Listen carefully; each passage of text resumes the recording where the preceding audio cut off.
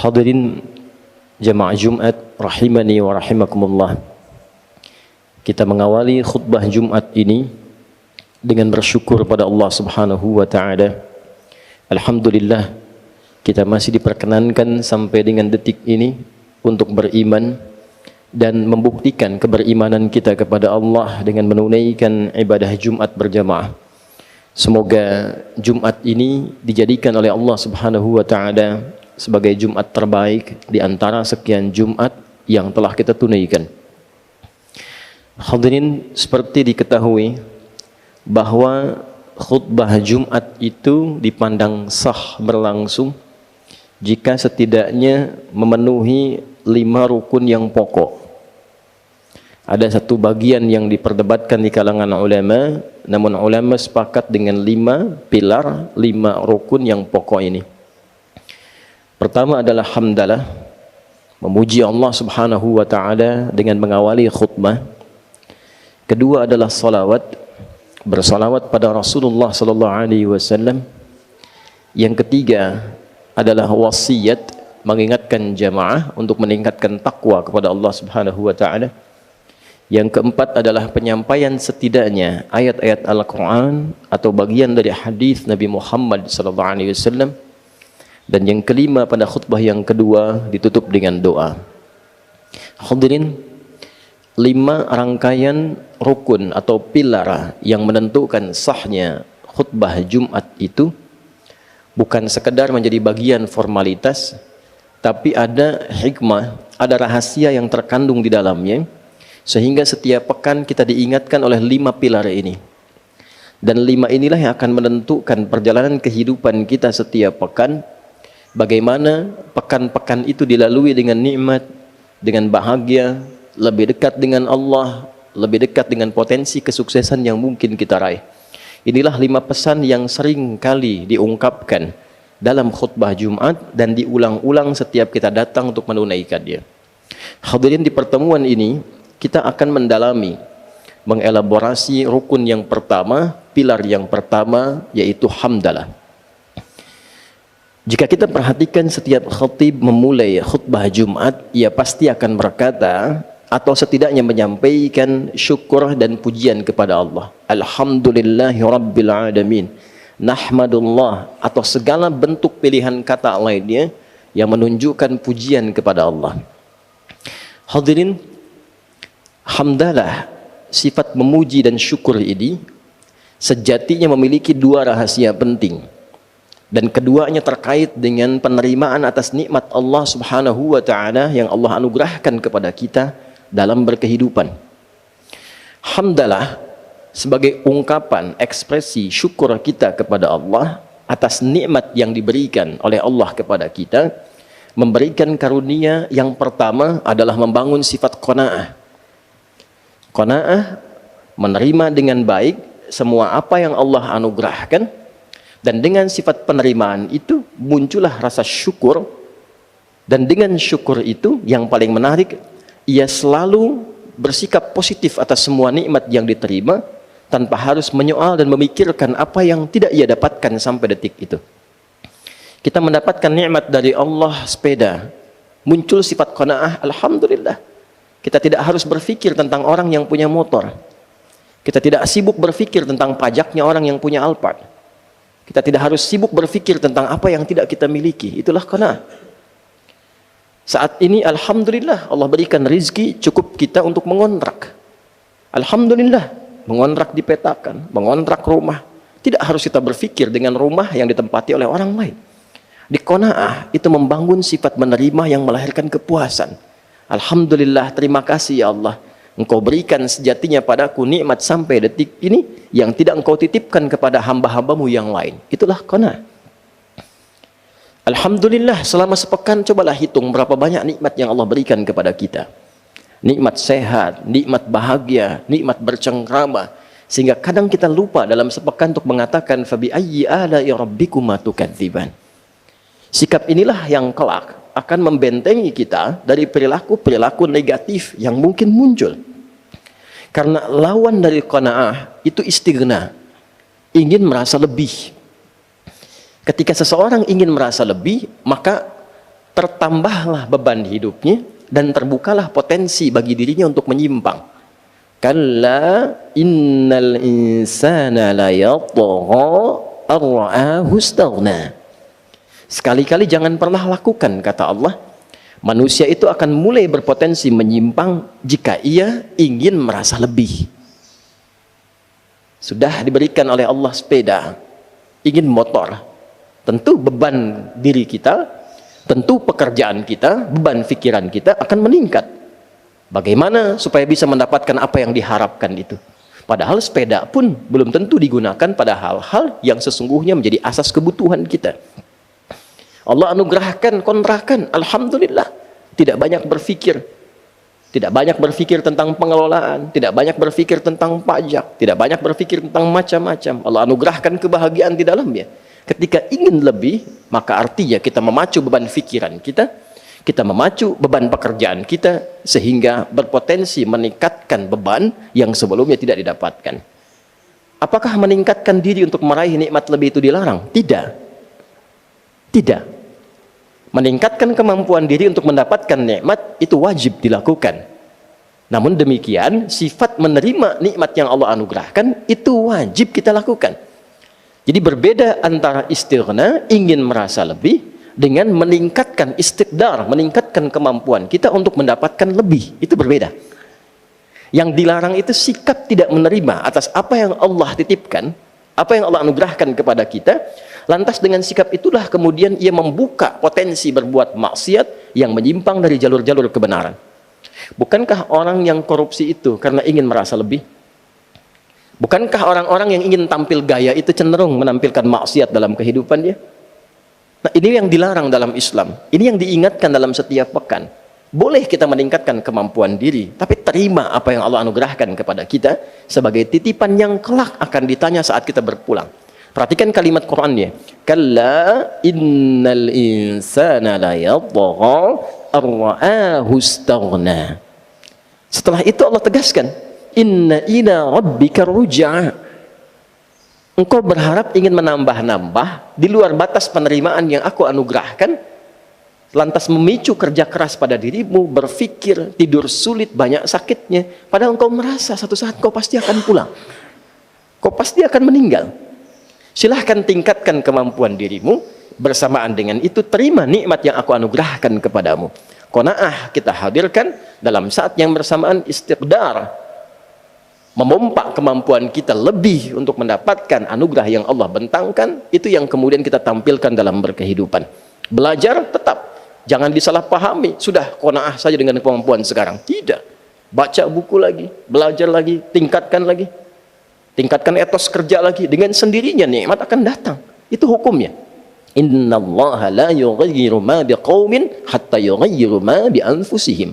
Allah tidak akan merubah keadaan diri kita sebelum kita menunjukkan tentang fitrah keadilan Allah untuk berusaha merubah diri kita.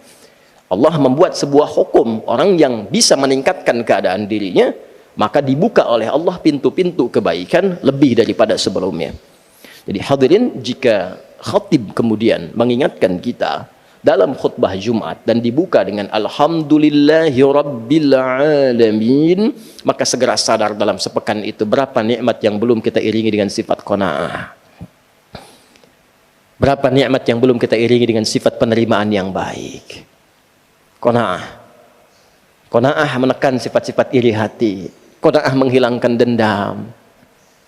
Qanaah menghapuskan sifat-sifat tidak terpuji. Jadi setiap pekan kita diajari, jangan iri hati, jangan dendam, bebaskan dari perasaan-perasaan yang tidak baik, tingkatkan kemampuan diri, terima nikmat Allah yang Allah anugerahkan kepada kita. Ini bagian yang pertama. Yang kedua hadirin, syukur juga bermakna menggunakan nikmat yang Allah anugerahkan kepada kita pada hukum yang telah Allah tetapkan dalam penggunaannya. Menggunakan nikmat yang Allah anugerahkan kepada kita pada hukum, pada ketentuan yang telah Allah tetapkan dalam penggunaannya. Kita beri contoh. Allah anugerahkan pada kita nikmat mata yang sehat, bisa memandang. Alhamdulillah kita terima kasih ya Allah, Engkau berikan kepada aku nikmat pandangan sampai detik ini, saat sebagian orang belum tentu bisa mendapatinya. Lalu bagaimana kemudian kita membangun syukur, sifat syukur dari sifat qanaah yang telah kita hadirkan tadi? Maka gunakan mata pada hukum yang telah Allah tetapkan. Apakah fungsi mata itu? Maka turun surah cahaya, misalnya surah ke-24 ayat 30 itu. Qul lil mu'minina yaghuddu min absarihim. Muhammad sallallahu alaihi wasallam perintahkan, sampaikan pada hamba-hambaku yang beriman, umatmu yang beriman, gunakan mata itu untuk memandang yang baik saja. Bila yang tak baik itu kemudian berpotensi terpandang, alihkan pandanganmu dari objek pandangan itu. Jadi mensyukuri nikmat mata, menggunakan mata untuk memandang yang baik-baik menurut aturan Allah dan Rasulnya. Tak baik palingkan, itulah syukur. Mensyukuri nikmat lisan, menggunakan lisan pada yang baik-baik yang Allah perintahkan. Ya ayyuhalladzina amanu la yasraq qaumin qaum, jangan gunakan untuk mencela. La yaghtab ba'dukum ba'dha, jangan gunakan untuk saling memaki, saling mengumpat, saling gibah. Man kana yu'minu billahi wal yawmil akhir falyaqul khairan aw liyasmut. Siapa yang merasa beriman pada Allah dan hari akhir, gunakan lisannya pada yang baik-baik saja, berkata yang baik, tak mampu dia diam. Itulah mensyukuri nikmat lisan sampai ke ujung kaki. Jadi kita jangan bicara dulu mensyukuri nikmat sepeda, nikmat motor, nikmat pakaian, nikmat harta. Ini dari ujung kepala sampai ujung kaki selama sepekan ini sudah disyukuri atau belum? Jangan-jangan datang Jumatan lisannya baru digunakan untuk mencaci orang lain. Datang Jumatan telinganya baru digunakan untuk mendengar perbuatan maksiat. Datang Jumatan fikirannya malah menerawang. Bahkan dalam saat khutbah Jumat digunakan pada hal-hal yang berbau maksiat. Itu belum syukur namanya. Karena itulah ketika khatib mengatakan alhamdulillahi rabbil alamin, ingat semua nikmat yang Allah anugerahkan pada kita, nikmat kesehatan, udara, keluarga dan seterusnya. Lalu setelah itu gunakan semua nikmat ini dan evaluasi pada semua ketentuan yang Allah tetapkan. Lihat nikmat ada orang tua, sudah didoakan atau belum? Orang tua dekat dengan Allah atau tidak? Sudah sholat atau belum? Ada anak-anak sudah bisa baca Quran atau belum? Dekat dengan Allah atau tidak? Jangan kita berharap sekeluarga masuk surga, sementara anak pun sholat tak mampu. Orang tua jauh dari Allah. Maka apa yang kita harapkan dalam kehidupan ini? Sikap yang dapat dibangun dua hal melalui sikap syukur dalam wujud ekspresi khatib alhamdulillahirabbil alamin. Setiap pekan kita mendapatkan pesan-pesan Rabbani, terima semua nikmat, maka terbebas dari perbuatan maksiat, hilang sifat-sifat yang tidak baik. Saat bersamaan gunakan semua nikmat itu pada seluruh ketentuan yang telah Allah tetapkan, yang dengan itu mudah-mudahan kebahagiaan di dunia bisa diraih, hisab di akhirat ringan kita menjalaninya. Barakallahu li wa lakum fil Qur'anil azim wa nafa'ani wa iyyakum bima fihi minal ayati wa dzikril hakim wa taqabbala minni wa minkum tilawatahu innahu huwas samiul alim. Ud'ullaha yastajib lakum jami'an.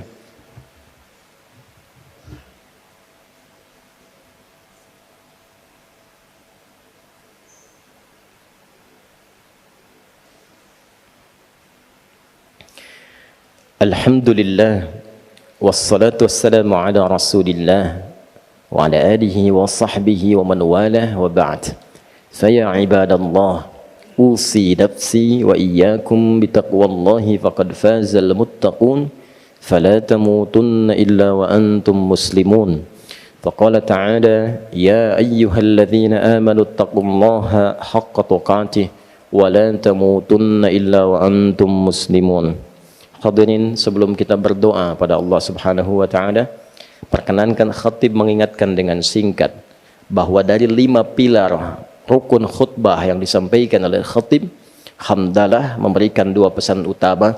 1, membangun sifat qanaah, menerima nikmat yang Allah berikan kepada kita agar kita mampu menjaga diri selalu dalam kebaikan.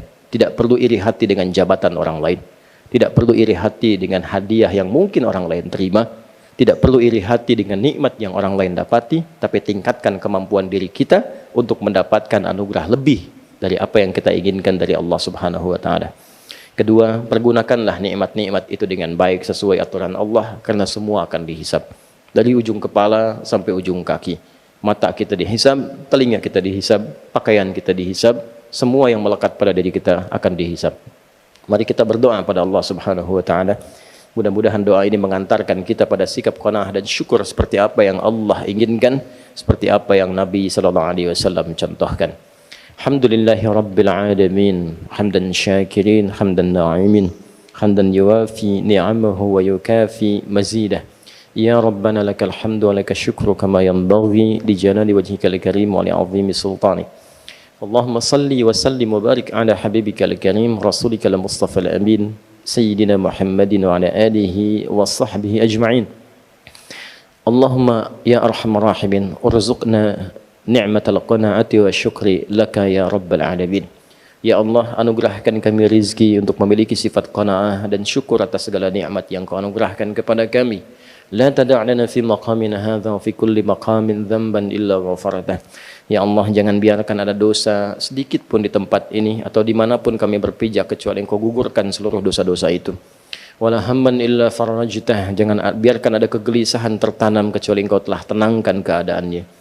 Allahumma wala asiran illa yassartah, jangan biarkan ada kesulitan terjadi kecuali Engkau mudahkan kesulitan itu. Wala hajatan min hawaijid dunya wal akhirati fiha laka ridwan wa fiha lana salah illa qadaitaha ya arhamar rahimin. Wala maridan illa syafaitah. Ya Allah, bila ada hajat apapun yang tersembunyi, termasuk bila ada di antara hamba-Mu yang sakit, mohon sembuhkan penyakitnya, kabulkan seluruh hajatnya. Allahumma rabbana atina fid dunya hasanah wa fil akhirati hasanah wa qina adzabannar. Allahumma ihfadz biladana Indonesia waj'alha baldatan thayyibatan tardaha. Ya Allah, mohon jaga negeri kami Indonesia dan jadikan Indonesia negeri yang berkah yang Engkau ridai. Jaga kami ya Allah, jauhkan dari perpecahan, satukan dalam kebaikan.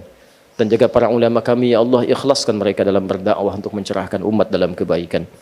Allahumma bifadlika subhana rabbika rabbil izzati amma yasifun wa salamun alal mursalin wa akhiru da'wana subhanakallahumma wa bihamdika nasyhadu an la ilaha illa anta nastaghfiruka wa natubu ilaik walhamdulillahi rabbil alamin. Ibadallah, innallaha ya'muru bil adli wal ihsan وإيتاء ذي القربى وينهى عن الفحشاء والمنكر والبغي يعظكم لعلكم تذكرون ولذكر الله أكبر والله يعلم ما تصنعون أقيموا الصلاة